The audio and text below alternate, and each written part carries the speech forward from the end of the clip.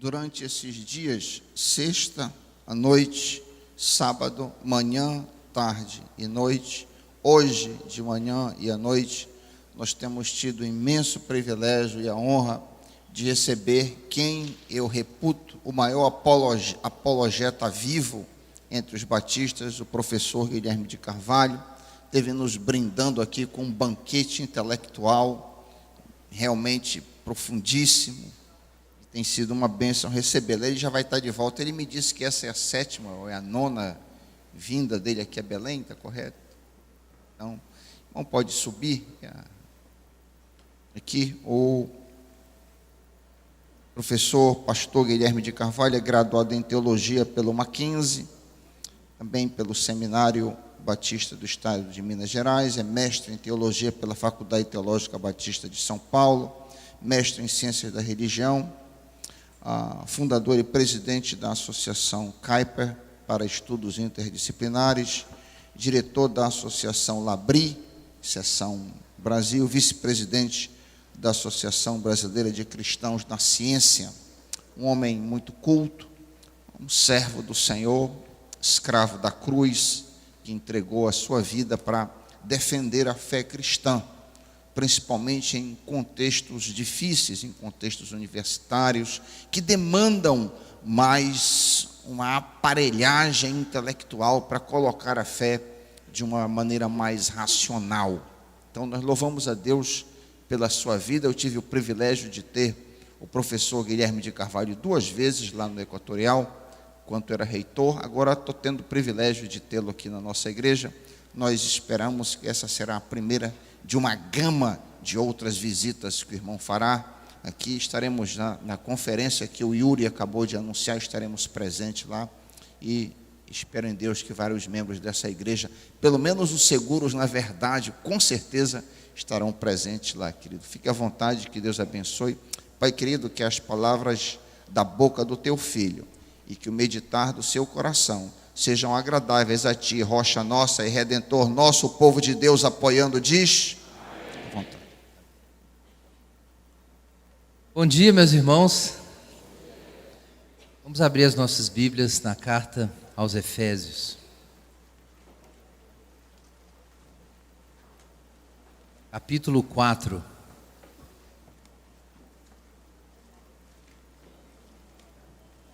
Carta aos Efésios, capítulo 4, versículos 17 até o capítulo 5, verso 21.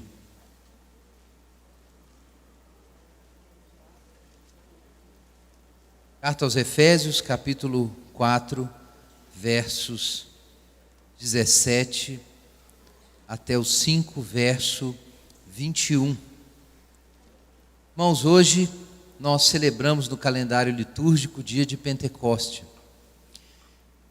E nós temos falado sobre o tema de cosmovisão cristã, e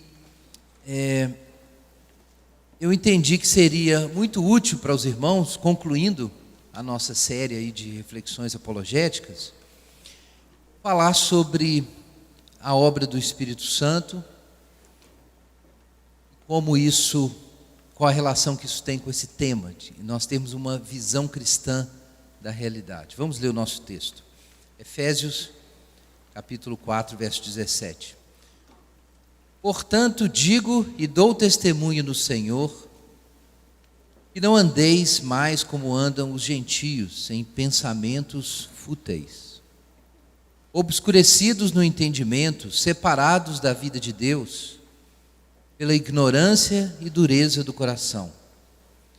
Havendo se tornado insensíveis, entregaram-se à devassidão, para cometer com avidez todo tipo de impureza.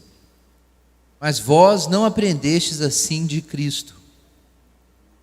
Se é que de fato o ouvistes, nele fostes instruídos conforme a verdade que está em Jesus, a vos despir do velho homem, do vosso procedimento anterior, que se corrompe pelos maus desejos enganadores, e a vos renovar no espírito da vossa mente, e a vos revestir do novo homem, criados segundo Deus, em verdadeira justiça e santidade. Por isso abandonai a mentira, e cada um fale a verdade com seu próximo, pois somos membros uns dos outros. Quando sentirdes raiva, não pequeis, e não conserveis a vossa raiva até o pôr do sol, nem deis lugar ao diabo. Aquele que roubava, não roube mais, pelo contrário, trabalhe, fazendo com as mãos o que é bom, para que tenha o que repartir com o que está passando necessidade. Não saia da vossa boca nenhuma palavra que cause destruição, mas só que seja boa para a necessária edificação, a fim de que transmita graça aos que ouvem. E não entristeçais o Espírito Santo de Deus, com o qual fostes selados para o dia da redenção.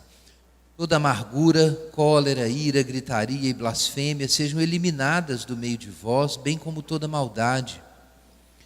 Pelo contrário, sede bondosos e tende compaixão uns para com os outros, perdoando uns aos outros, assim como Deus vos perdoou em Cristo. Portanto, sede imitadores de Deus, como filhos amados, e andai em amor como Cristo, que também nos amou e se entregou por nós a Deus, como oferta e sacrifício com aroma suave. Mas a prostituição e todo tipo de impureza ou cobiça nem sequer sejam mencionadas entre vós como convém a santos. Nem haja indecências, nem conversas tolas, nem gracejos obscenos, pois essas coisas são inconvenientes, pelo contrário, ações de graças. Porque bem sabeis que nenhum devasso, impuro ou avarento, que é idólatra, tem herança no reino de Cristo e de Deus. Ninguém vos engane com palavras sem sentido, porque é por causa dessas coisas que vem a ira de Deus sobre os desobedientes. Portanto, evitai a companhia deles. Pois no passado erais trevas, mas agora sois luz no Senhor. Assim andai como filhos da luz. Pois o fruto da luz está em toda bondade, justiça e verdade, procurando saber o que é agradável ao Senhor. E não vos associeis às obras infrutíferas das trevas, pelo contrário, condenai-as, pois é vergonhoso até mesmo mencionar as coisas que eles fazem às escondidas. Mas todas essas coisas, sendo condenadas, manifestam-se pela luz, pois tudo que se manifesta é luz. Por isso se diz: desperta, tu que dormes, levanta-te dentre os mortos, e Cristo te iluminará. Portanto, estai atentos para que o vosso procedimento não seja de tolos, mas de sábios, aproveitando bem cada oportunidade, porque os dias são maus. Por isso não sejais insensatos, mas entendei qual é a vontade do Senhor. E não vos embriagueis com vinho, que leva à devassidão, mas enchei-vos do Espírito, falando entre vós com salmos, hinos e cânticos espirituais, cantando e louvando ao Senhor no coração,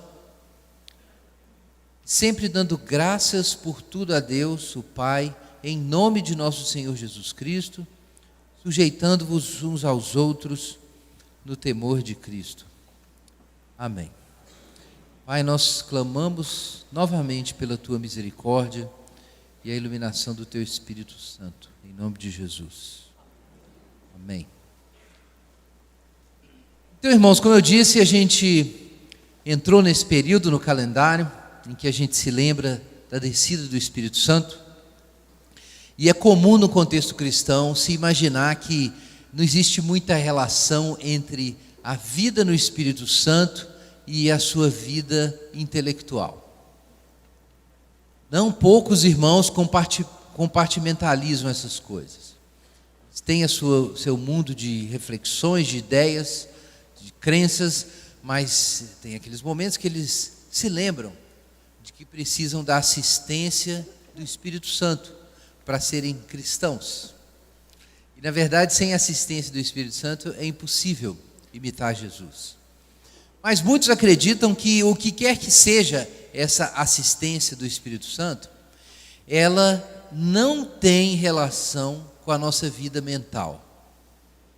E a assistência do Espírito Santo estaria ligada a uma mudança na vontade, ou a algum tipo de inspiração emocional que de algum modo vai nos impulsionar a obediência a Deus.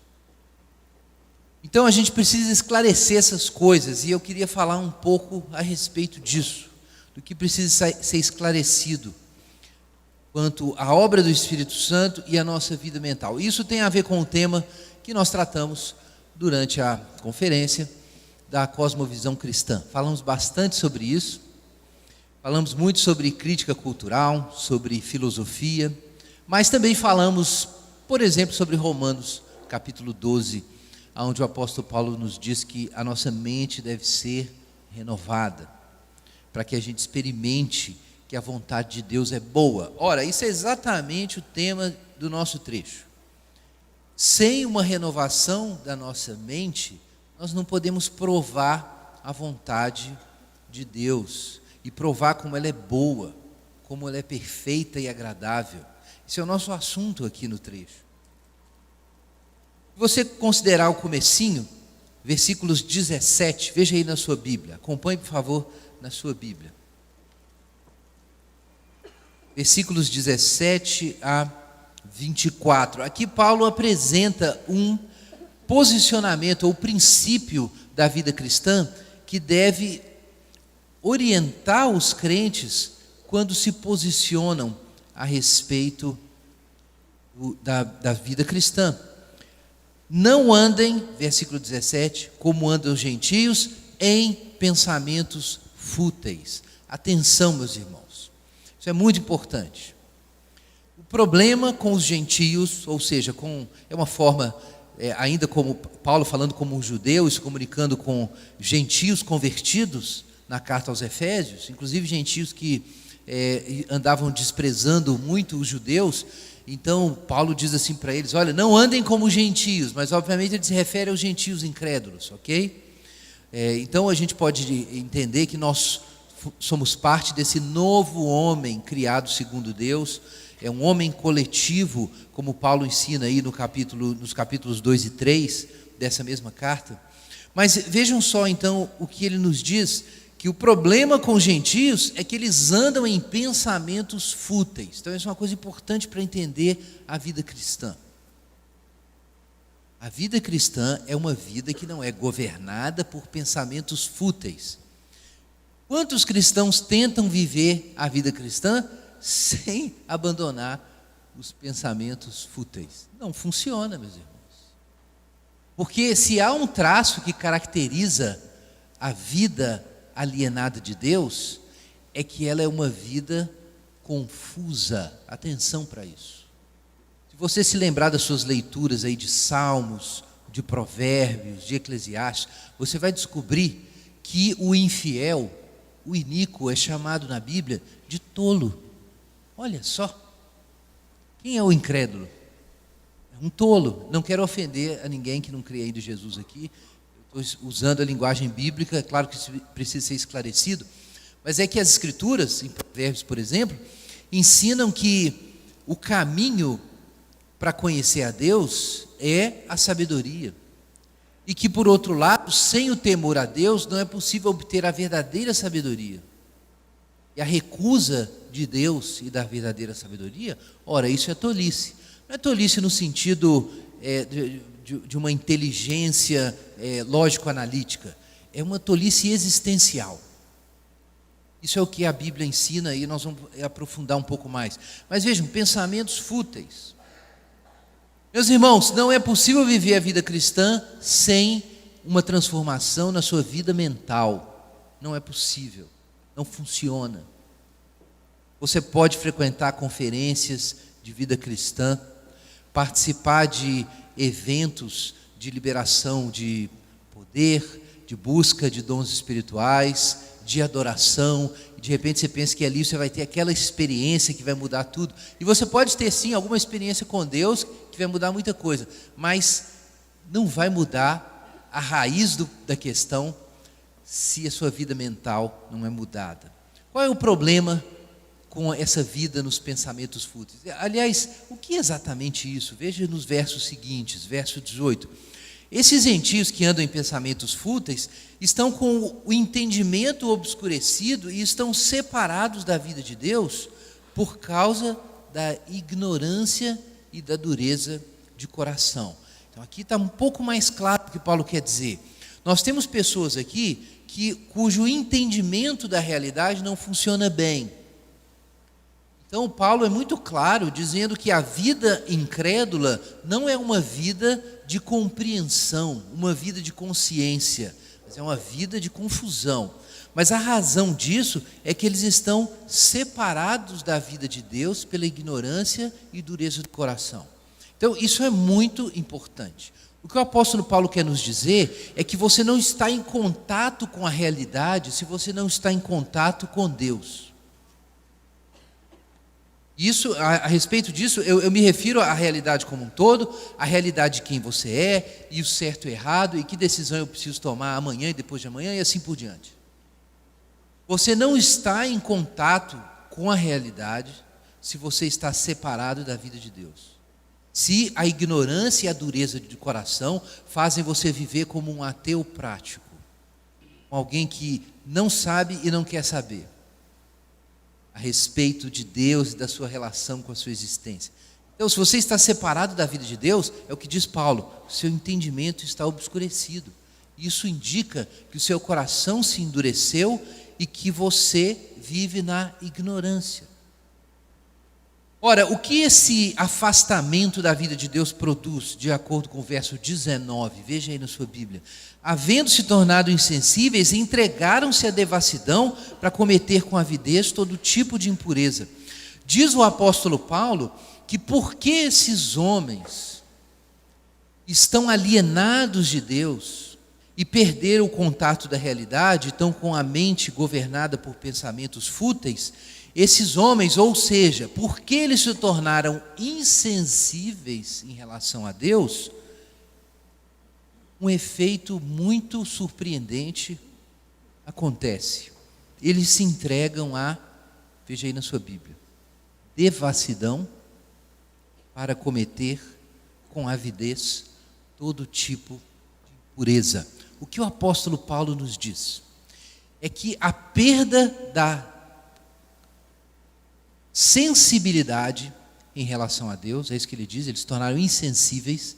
A perda da sensibilidade em relação a Deus produz um efeito, produz uma explosão de concupiscência. O apóstolo Paulo nos diz.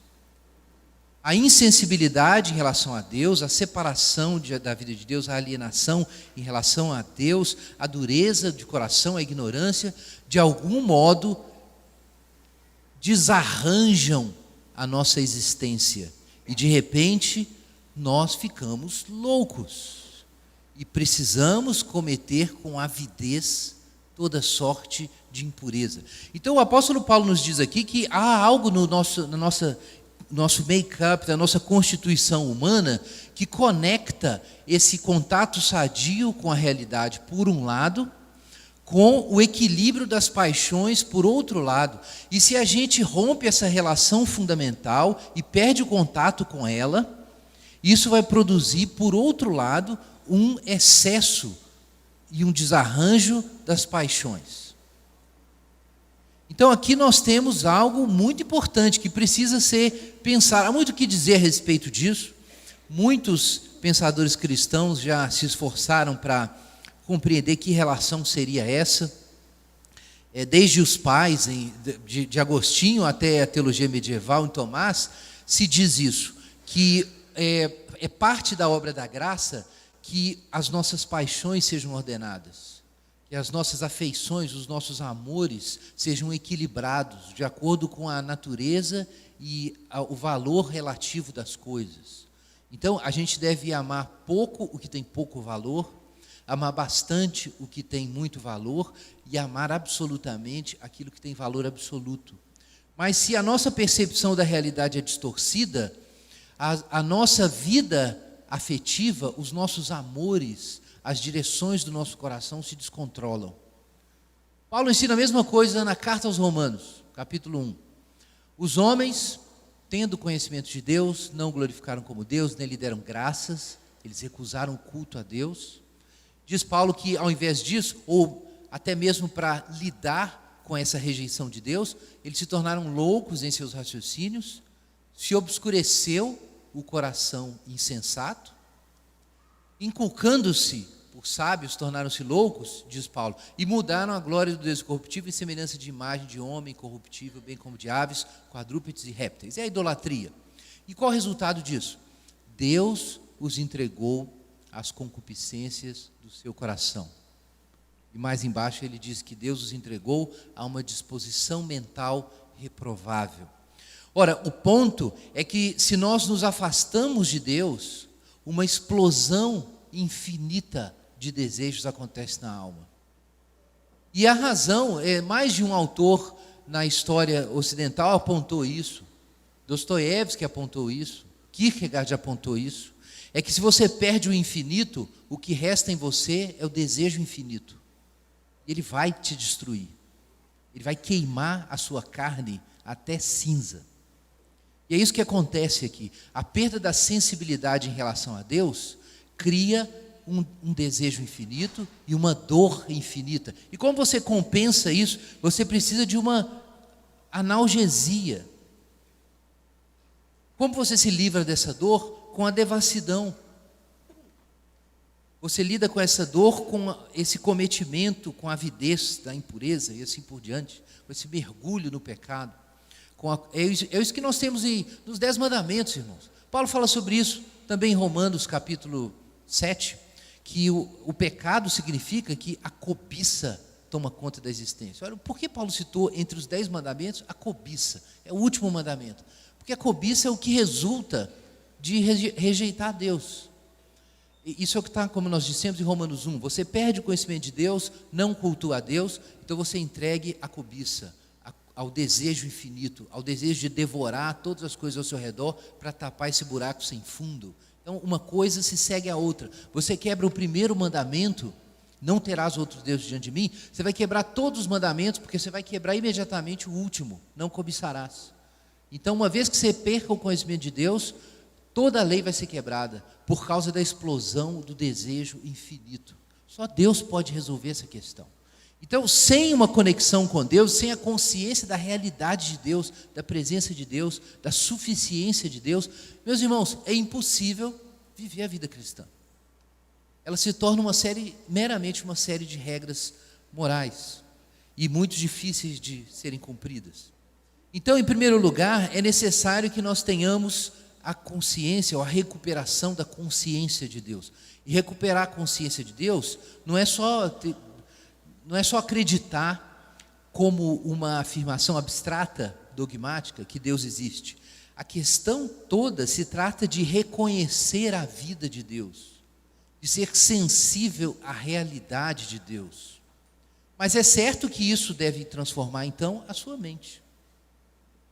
Então, percebam que para o apóstolo Paulo há uma conexão entre reconhecer quem Deus é e a sua realidade, ter sua vida mental transformada e os desejos serem controlados ou postos sob controle, eles serem reorganizados, as paixões serem equilibradas de acordo com o valor, o sentido das coisas.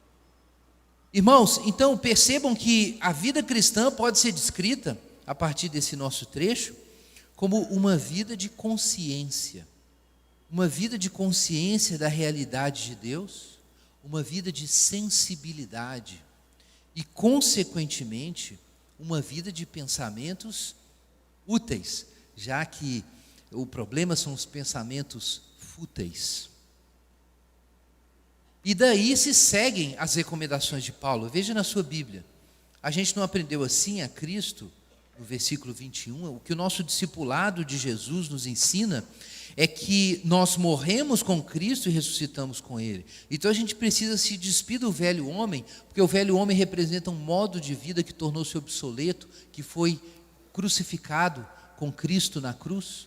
Na cruz de Jesus, o não divino em relação à ordem secular, ao que a Bíblia chama de o mundo, foi pronunciado. Ali o juízo de Deus está revelado.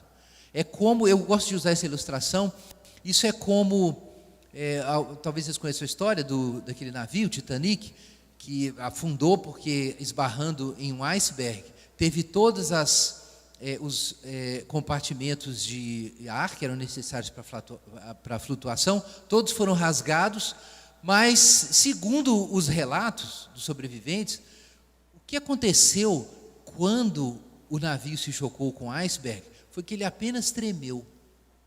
Foi só uma tremidinha. Realmente isso é o que foi reportado. Só que o navio estava condenado. As pessoas continuavam jantando, a música continuou tocando, havia uma confusão ali entre a tripulação, o que nós vamos fazer? O público que está ali no navio, os nossos passageiros do navio não sabiam bem o que estava havendo. A princípio, a vida ia seguir ok, como se nada tivesse acontecido. Mas o navio estava condenado.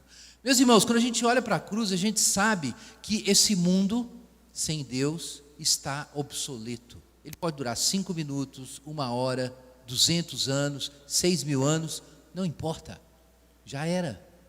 É isso que a cruz significa. Deus já disse não e encerrou a velha criação. E na ressurreição de Jesus, Ele já introduziu a nova criação, um mundo novo. E é por isso que a gente tem esperança, e a gente não vive preso na ordem presente, é porque nós não apenas desejamos, nós sabemos que esse mundo novo já foi introduzido, porque o túmulo ficou vazio. Então, isso é ter uma vida mental diferente. Quer dizer, eu sei que existem coisas velhas e coisas novas, e eu pertenço às novas. Então, eu olho para a velha existência, que é essa tentativa de dar sentido para a existência sem Deus, e isso não tem mais sentido para mim. Eu me livro desse negócio como de uma roupa velha. É isso que Paulo diz nos versículos 21 e 22. Nós vamos nos despir do velho e nos renovar do novo homem, que nós sabemos, diz o verso 24, que já foi criado segundo Deus em justiça e provenientes, verdadeira justiça e santidade. Então aqui nós sabemos que há uma nova criação. Quer dizer, percebam que andar na vida cristã, andar consciente, significa que, ora, eu estou consciente do real. O que é o real? O real não é o que a ordem presente diz, não é o que o Império Romano diz que é o real, não é o que o Sinédrio diz que é o real, não é o que os filósofos gregos da época diziam que é o real. Quem lança luz sobre o real é Jesus Cristo. Na hora das trevas, quando na cruz ele expulsou o príncipe desse mundo, a vitória do bem divino sobre qualquer forma de mal foi revelada, e ela foi confirmada na ressurreição. A realidade é isso. Se eu estou em contato com a realidade, eu sei que isso é a verdade. Isso significa que as ofertas do mundo não me enganam mais. Então a vida cristã é uma vida de consciência. Não é uma tentativa de compensar algumas dores com uma espécie de analgésico religioso. Quantas pessoas pensam que a religião é um ópio, um analgésico? Meus irmãos, o ópio é o pecado. O analgésico é o pecado, para te tornar insensível para a sua miséria, insensível para a profundidade do seu desespero por causa da alienação de Deus. É por isso que as pessoas mergulham no pecado. O cristianismo não é um analgésico, o cristianismo é luz, o cristianismo é verdade, o cristianismo é iluminação. E viver como cristão, inclusive dizendo não a muitas coisas que você pensa que te fariam autêntico, isso é o que te faz autêntico. Porque o homem foi feito para ser a imagem de Deus. E você não se torna autêntico quando você segue os seus caminhos da sua cabeça. Você se torna autêntico e encontra você mesmo quando você segue Jesus, porque Jesus é a imagem de Deus. Então Paulo dá todas as suas recomendações aqui. Nós temos uma série de exemplos do que isso significa. Olha, se eu tenho a minha percepção da realidade transformada pelo conhecimento de Jesus Cristo, pelo reconhecimento da realidade de Deus, pelo fato da ressurreição, da cruz e da ressurreição, dos quais eu participo porque eu me batizei. Quantos aqui são batistas? Você sabe o que significa o seu batismo? Quando você se batizou, você disse que você foi iluminado. E você entendeu que você não participa mais do império, que você foi transportado do império, como diz Colossenses capítulo 1, para o reino. Você abandonou o império e entrou no reino. É por isso que você se batizou. Então, pessoas que foram iluminadas, isso é o que diz Paulo, elas serão transformadas nas suas relações sociais. Então, Paulo dá uma série de recomendações a respeito de vida moral, que não é a única coisa da vida cristã, mas é uma dimensão muito importante. Então, o que acontece? Eu vou falar a verdade. Por que eu vou falar a verdade? Porque eu percebo que nós somos membros uns dos outros. Nós não vamos mais explodir de raiva, não vamos dar lugar ao diabo, não vamos mais roubar, nós vamos servir aos outros, nós não vamos usar palavras destrutivas, nós não vamos entristecer o Espírito Santo. Por quê? Porque a gente se lembra de que nós temos o Espírito Santo como um sinal de que, como Cristo ressuscitou, eu vou ressuscitar. Ele é o penhor da sua herança até o resgate da propriedade. Então, a presença do Espírito Santo me faz lembrar que eu estou peregrinando temporariamente por essa ordem presente, mas em breve eu vou participar da nova criação. O Espírito me mantém consciente do dia da redenção. Então, por isso eu não quero entristecê-lo, porque eu me identifico com essa terra nova. Eu não quero mais Egito, eu quero Canaã. Então, como eu vou me comportar como me comportava? E daí, todos esses outros pecados, e aqui Paulo fala sobre sentimentos, a gente falou muito sobre afetividade ontem à noite, e é muito interessante como o apóstolo Paulo coloca muitas emoções morais e emoções religiosas como parte dessa transformação. Veja como ele descreve a vida cristã. A gente se livra da amargura, da cólera, da ira, da gritaria, da blasfêmia, e, além de toda forma de maldade. Então, o cristianismo, desde as origens, e superando em muito outras compreensões da época, ele descobre a vida afetiva, renova a vida afetiva do homem. Ora, o que significa tudo isso? Paulo falou de forma negativa. Nós temos que abandonar essa forma velha do mundo. Mas existe aqui a forma positiva. Nós não estamos simplesmente dizendo não para o mundo, ok? Dizendo não para os pensamentos fúteis, para os comportamentos dos gentios. Nós estamos dizendo um sim, na verdade. Veja aí na sua Bíblia o capítulo 5, versículos 1 e 2. Portanto, sede imitadores de Deus como filhos amados, e andai em amor como Cristo também nos amou e se entregou por nós, a Deus, como oferta e sacrifício em aroma suave.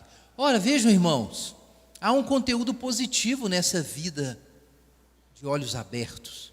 O que é uma vida consciente, não alienada de Deus?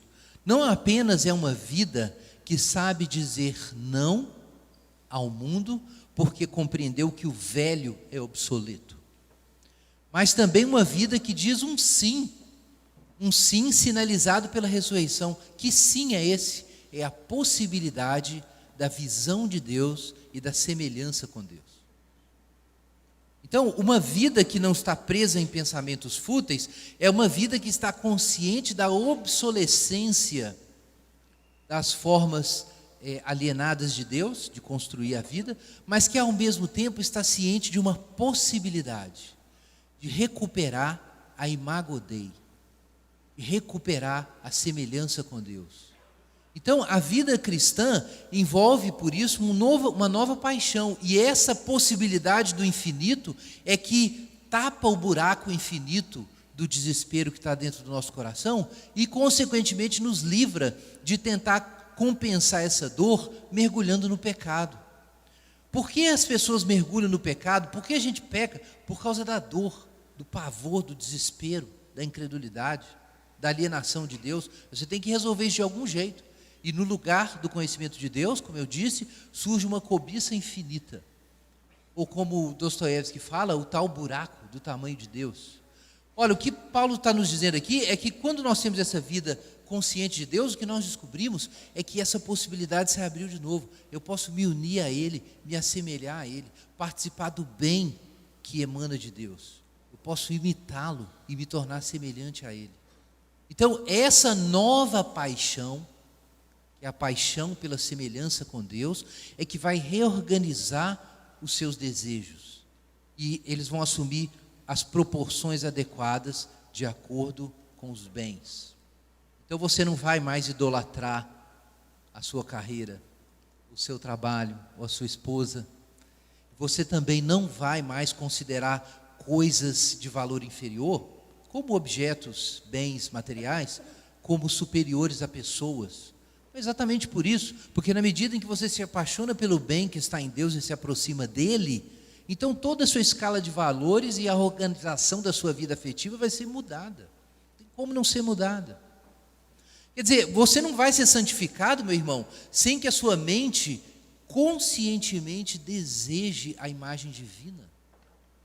Sem que ela contemple essa imagem, perceba a sua realidade e tenha a sua avaliação, seu julgamento sobre as ofertas do mundo transformado. Não é possível isso acontecer sem iluminação. Então, uma vez que a gente está imitando a Deus e amando como Jesus, aí Paulo continua a sua lista de vícios e virtudes. Então a gente vai deixar a prostituição e a impureza e a cobiça, diz o versículo 3. Como você pode vencer a cobiça, de onde vem a prostituição e vários outros pecados? Mesma coisa está lá em Romanos capítulo 1. E não é à toa que Paulo trata particularmente aqui do pecado sexual. O pecado sexual aparece em Romanos capítulo 1. Por quê? Porque o pecado sexual, gente, é uma das primeiras manifestações do desespero. Uma vez que a gente se afaste de Deus e o desejo infinito, o vazio infinito se manifeste na alma, as fontes mais imediatas de, como a gente disse aqui, de analgesia, a partir do capítulo 4, versículo 19, vão ser buscadas. Ora, o sexo é uma resposta imediata. O sexo é uma resposta imediata. Quanta gente hoje, e muitos cristãos hoje, tem sofrido sob o peso da pornografia. É um vício. Eu quero dizer aí para o irmão que está lutando com esse vício da pornografia, está tão disponível hoje por causa da internet. Meu irmão, para você se livrar da cobiça, da prostituição, da impureza, é necessário que você seja imitador de Deus. Olha, o que é ser imitador de Deus? Atenção para o que eu vou dizer. Não se trata apenas de saber abstratamente que você deveria ser como Deus. Se trata de você cultivar uma paixão pela semelhança com Deus. Tomás de Aquino dizia que só uma paixão superior pode derrotar uma paixão inferior. Só uma paixão superior pode derrotar uma paixão inferior.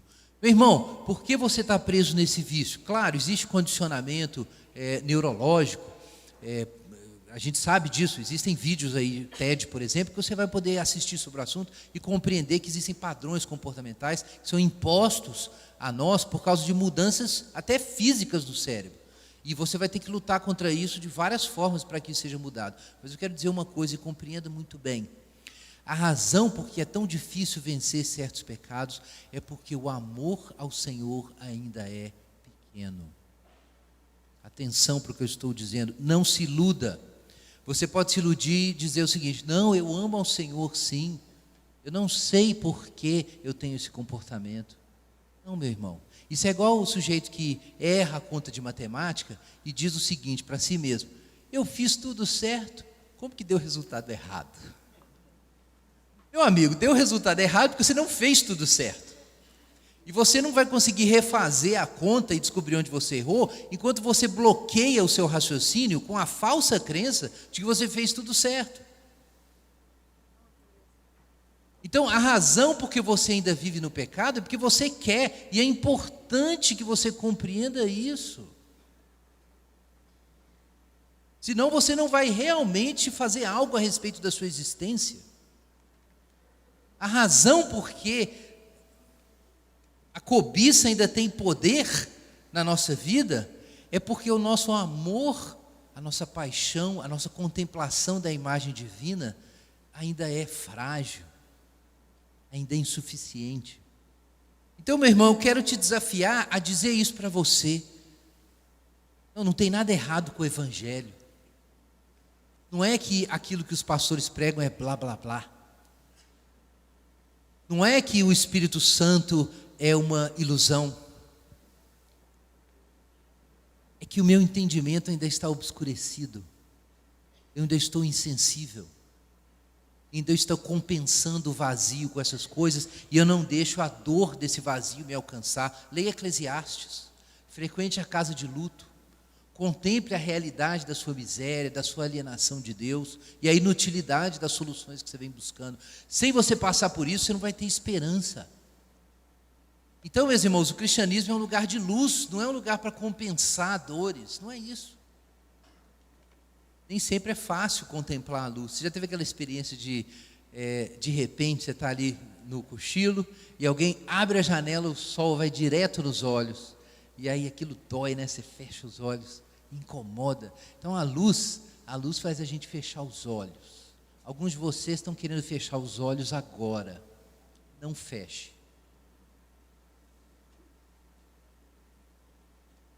Não haja cobiça, indecências, conversas tolas, gracejos obscenos, coisas inconvenientes. Pelo contrário, ações de graças.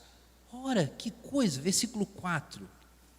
Paulo fala sobre uma série de pecados que envolvem, obviamente, uma visão pervertida, e alguns poderiam dizer maldosa das coisas. E ao que Paulo opõe isso? Ações de graças. Por que ações de graças?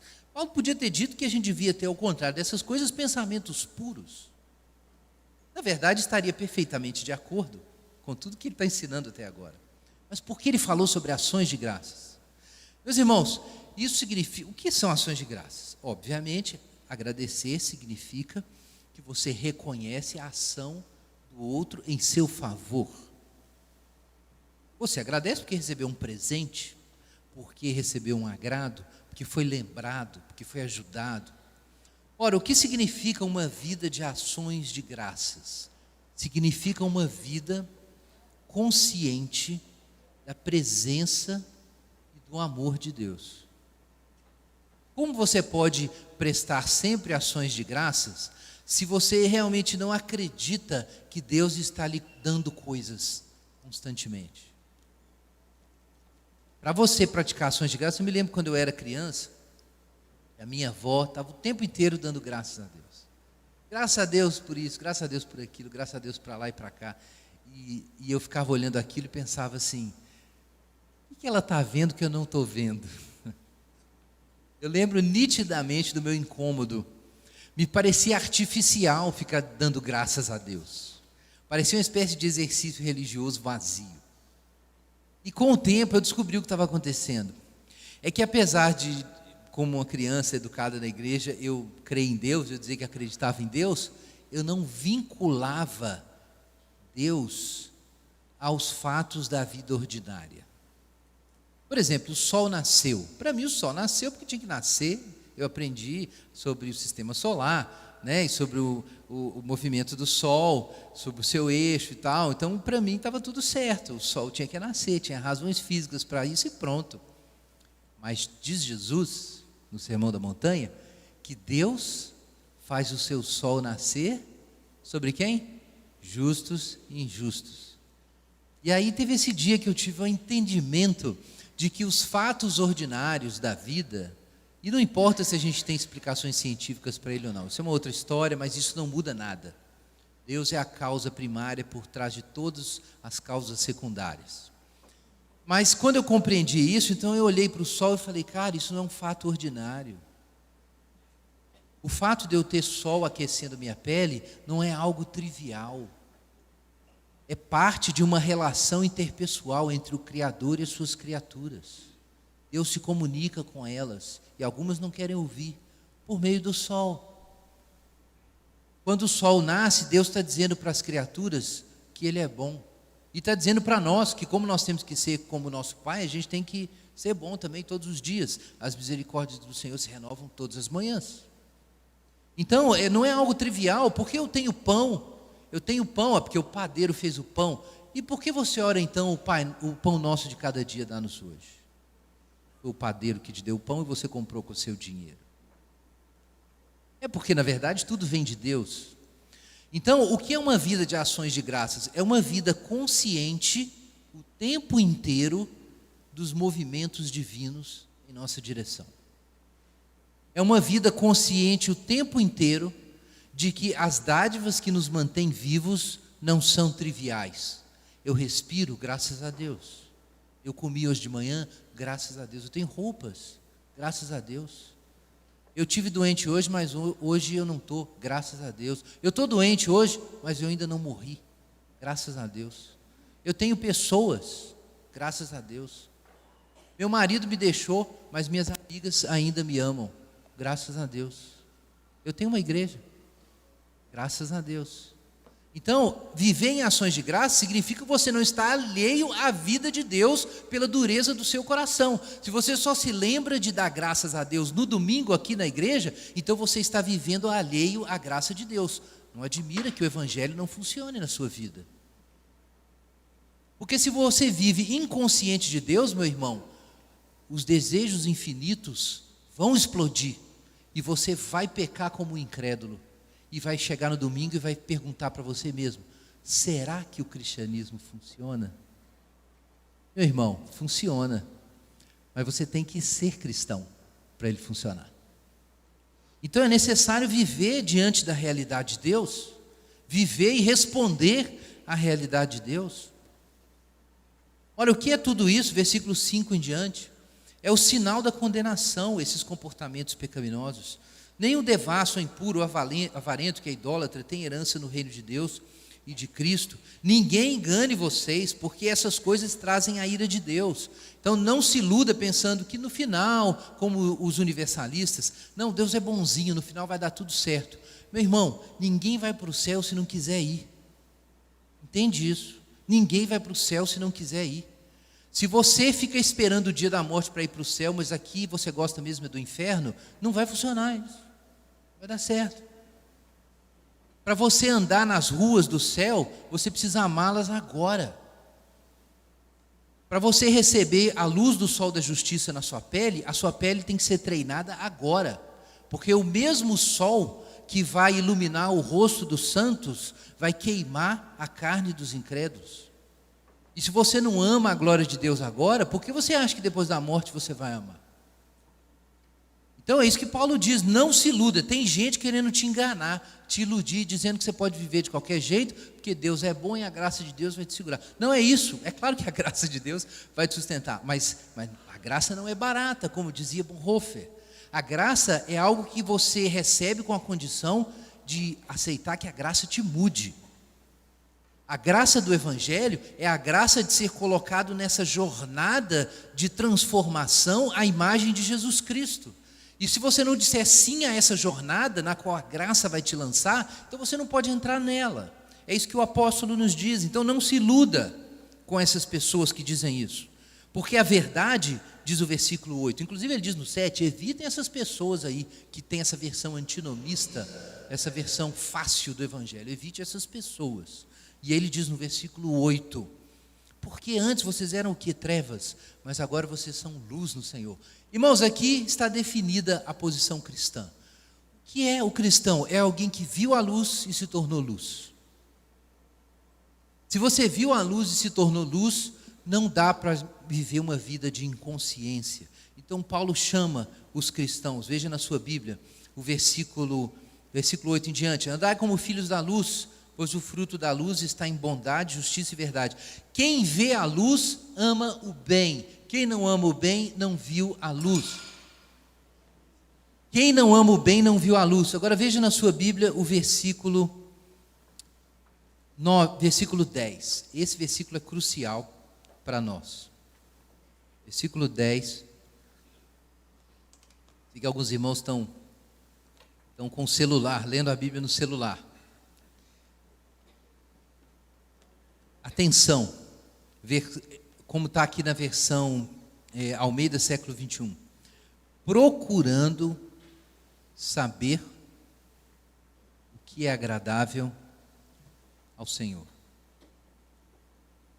Aqui nós chegamos num ponto crucial do nosso texto. A vida consciente de Deus é uma vida de investigação ativa. A gente falou aqui sobre iluminação, sobre amar as coisas de Deus, sobre reconhecer a realidade de Deus, mas veja, meu irmão, que existe um dever de casa.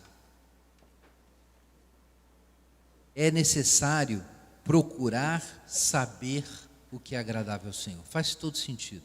Se você deseja se assemelhar a Cristo, você precisa discernir as coisas. Se você vai andar na luz e não nas trevas, olha, o que a luz significa? Que você sabe se o que está diante de você é um armário, uma cadeira, uma cama. Você já tropeçou numa cadeira de noite? Apalpando aí pelo quarto? Talvez tenha acontecido com você. Ora, é disso que Paulo está falando. A gente viver na luz. Versículo 11. Não se associe às obras infrutíferas das trevas, pelo contrário, condenai-as, pois é vergonhoso até mencionar as coisas que eles fazem. Mas todas essas coisas, sendo condenadas, manifestam-se pela luz, porque tudo que se manifesta é luz. Então, isso é a vida cristã, é uma vida de transparência, de realidade, em que nada é escondido, em que as coisas têm nomes e estão expostas. Por isso se diz: desperta tu que dormes, levanta-te dentre os mortos e Cristo te iluminará. Paulo faz uma citação do Antigo Testamento para substanciar o seu ponto, de que a vida cristã é uma vida de iluminação. Portanto, diz o versículo 15, estai atentos para o vosso procedimento, não seja de tolos, mas de sábios. Então, aqui nós aprofundamos essa compreensão de que a vida cristã é uma vida de consciência, quando Paulo nos diz que a vida de consciência, nos versículos 16 e 17, é uma vida de julgamento, momento a momento, sobre como o cristão deve viver. Aproveitando bem cada oportunidade, porque os dias são maus, e por isso não sejais insensatos, mas entendei qual seja a vontade do Senhor. Ora, então, como nós vivemos essa vida de consciência? Momento após momento, nós procuramos nos perguntar sobre o que há para agradecer a Deus nesse momento e qual desafio eu devo vencer imitando a Cristo nesse momento. Vivendo momento após momento na presença de Deus é que a vida cristã ocorre. Seria ótimo, e muitos cristãos têm essa expectativa, se existisse na vida cristã aquele momento que você de repente dá um salto espiritual e de repente é santificado. Esse é um ensino perfeccionista. É uma tradição de ensino sobre vida cristã que está associada a movimentos holiness, a John Wesley e a outras pessoas. Eu acho que não tem um problema eu fazer alguma crítica aqui. Nós não estamos numa igreja metodista e não tem nada contra os metodistas de forma alguma, mas isso acabou popularizando essa visão, essa expectativa. Eu vou ficar santo naquele dia que eu tiver aquela experiência sobrenatural, e aí vai acontecer. Mas, meus irmãos, diz o apóstolo Paulo que para você andar na luz, como filho da luz, você precisa, em cada momento, cada oportunidade, cada situação, tem várias versões para isso aqui. Em cada momento, você precisa pensar. Pensar. O que é a vontade do Senhor? O que é o bem? Onde Deus está? Será que eu estou consciente da cruz o tempo inteiro? Paulo vivia o tempo inteiro consciente da cruz. Essa consciência tem que estar presente. As tentações, momento a momento, se renovam. Mas a graça de Deus também se renova todos os momentos. Então, em todos os momentos é necessário reconhecer a presença de Deus, se lembrar da graça de Deus, recorrer à misericórdia de Deus, responder com gratidão a Deus, mas, simultaneamente, atenção para isso, é necessário se posicionar a respeito do mundo. Quais são os desafios que se colocam? Eu sou convidado nesse momento à mentira, eu sou convidado à raiva, eu sou convidado ao roubo, eu sou convidado a uma palavra destrutiva, eu sou convidado à cólera, ao ira, à gritaria, eu sou convidado às indecências, ou à cobiça, ou à devassidão, e por aí vai. E em todos os momentos isso acontece. Veja a vida de Jesus. Periodicamente Jesus estava vivendo a mesma realidade, ele precisava manter-se descansando na graça do Pai e ao mesmo tempo atento às tentações de Satanás. Ora, a vida cristã, meus irmãos, não pode ser diferente da vida de Jesus. Leia a vida de Jesus nos evangelhos. Se você estudar a vida de Jesus, você vai saber exatamente como você deve viver. O tempo inteiro ciente de que o Pai está comigo. Não estou sozinho. A graça de Deus está comigo. E aí você responde com gratidão. Se você não está ciente de que a graça de Deus está presente para responder com gratidão, as forças para as paixões serem reorganizadas e você dizer não ao pecado não estarão presentes. Se você esquecer por um momento do amor e da misericórdia de Deus e da presença de Deus, você vai pecar.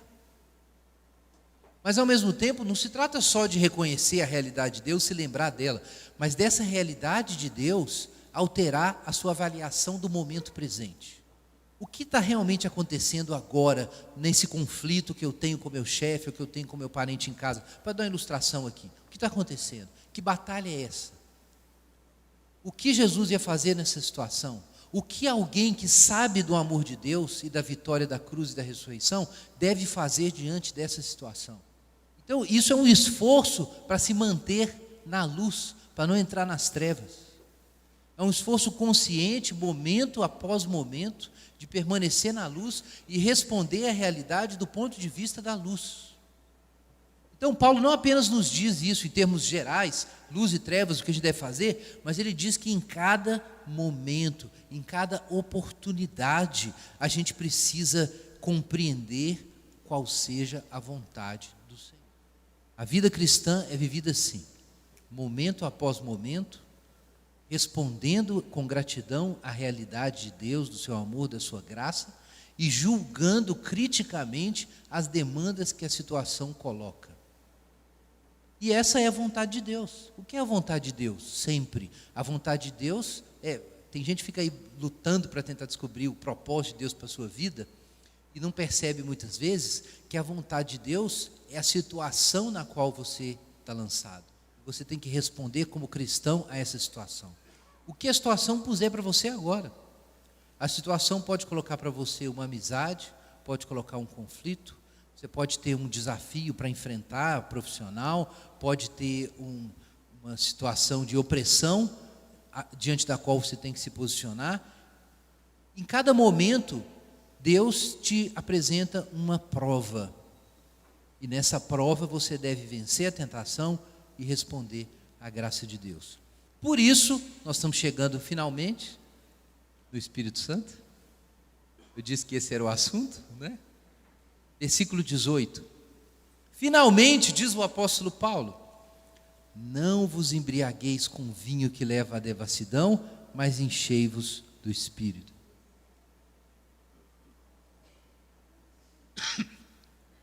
Agora nós entendemos com muito mais clareza o que significa o vinho e o que significa a obra do Espírito Santo.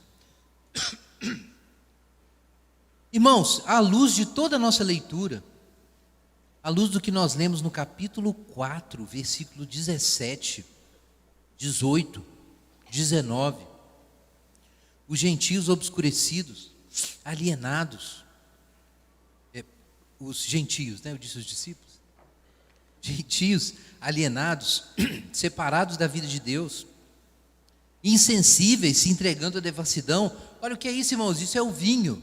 Eu não quero dizer que você não pode tomar um vinho, ok? O que Paulo diz aqui é não vos embriagueis, essa é a questão. Toda a discussão de Paulo aqui pode ser resumida nisso. Vida cristã não é embriaguez. Não é embriaguez. É claro que a gente pode falar metaforicamente em uma embriaguez do Espírito Santo, pode falar. Então não sejamos legalistas. Mas o ponto do apóstolo Paulo é que a vida cheia do Espírito é o oposto da alienação. A vida cheia do Espírito é o oposto da inconsciência. E o pecado é uma forma de lidar com a dor, com o desespero, com a alienação de Deus. Então diz Paulo, não, a vida no Espírito é isso, é uma vida que não precisa esquecer de si mesma. Eu tenho um amigo que trabalha com casas de recuperação, tem um trabalho muito bonito em Contagem. Uma vez a gente estava conversando depois de uma conferência sobre esses temas, e ele disse para mim, olha, muita gente pensa que o problema da drogadição é a droga. O problema não é a droga, o problema é o drogado. Por quê? Porque o drogado não se aguenta, não se suporta. Ele precisa apagar a consciência da existência e de si. É por isso que ele usa droga. Isso é o que muita gente fala. Anthony Giddens, por exemplo, fala sobre isso. O que é o vício? O vício é uma forma da pessoa perder o controle. Por quê? Porque a carga do selfie é muito pesada. E ela é tão pesada que o sujeito precisa jogar o selfie fora. E uma forma de fazer isso é a droga, porque ele perde a consciência. Você pode fazer isso dormindo, pode fazer isso com a droga, pode fazer isso com cinema, qualquer coisa. Coisas legítimas, como o vinho, passam a ser abusadas com qual finalidade? Tampar o sofrimento. E daí nós temos a devassidão. Então, meus irmãos, vejam que a vida cheia do Espírito Santo é uma vida que encontra satisfação com Deus e que tem coragem de abrir os olhos. A vida cheia do Espírito Santo é uma vida que, a partir da satisfação com Deus, ela tem a coragem de abrir os olhos para a realidade da vida, para aquilo que é bom e também para as suas misérias, e dar os nomes corretos para as coisas, e parar de se iludir sobre o que não vai trazer felicidade, e assim por diante. É cheio do Espírito que alguém pode ler Eclesiastes, onde Eclesiastes diz: a casa de luto é melhor do que a casa de festa. Como alguém pode concordar com uma coisa dessa? É necessário que você seja cheio do Espírito, para você olhar para a vida e dizer: não, realmente, enquanto a casa de festa é um lugar de ilusão, e a casa de luto puxa o homem para o chão da realidade, da sua condição, então a casa de luto é melhor, porque quem está cheio do Espírito quer a verdade, não quer a ilusão. Quanta gente vem para a igreja porque a vida está difícil, ele quer esquecer da vida. Isso é o contrário. Você pode até ir para a igreja por causa disso, mas você não é parte da igreja se você vem na igreja para se livrar da dor, para você esquecer da vida, porque a vida está muito difícil, então você precisa de um analgésico. Meu irmão, a obra do Espírito Santo não é analgesia, é cura, é outra coisa. A obra do Espírito Santo não vai te alienar da realidade, ela vai te trazer para o centro da realidade, que é Jesus Cristo, e aí você vai ver as coisas com as cores que elas têm. Isso significa, claro, que você vai ver as coisas boas que são dádivas de Deus como são, maravilhosas, e você vai agradecer. E você vai ver sim o que não presta, como o que não presta. E aí você vai ter desgosto, como o Eclesiastes diz, que depois de ver que tudo era ilusão e correr atrás do vento, Salomão diz que ele aborreceu a própria vida. Bom, aborreceu a vida como alienada de Deus, ok? Então isso é a tristeza segundo Deus que produz o arrependimento. Mas você vai ver isso, você está cheio do Espírito Santo, então o que não presta para você vai ser visto como que não presta. Mas você vai ver a glória de Deus. E o que você vai fazer? No versículos 19 em diante. Falando entre vós, consequentemente, com salmos, hinos e cânticos espirituais, cantando e louvando ao Senhor no coração, e sempre dando graças por tudo a Deus, o Pai, em nome de nosso Senhor Jesus Cristo. É verdade que você vai ver o que não presta como o que não presta, mas tem uma outra coisa que você vai descobrir, meus irmãos, que a glória de Deus enche todas as coisas.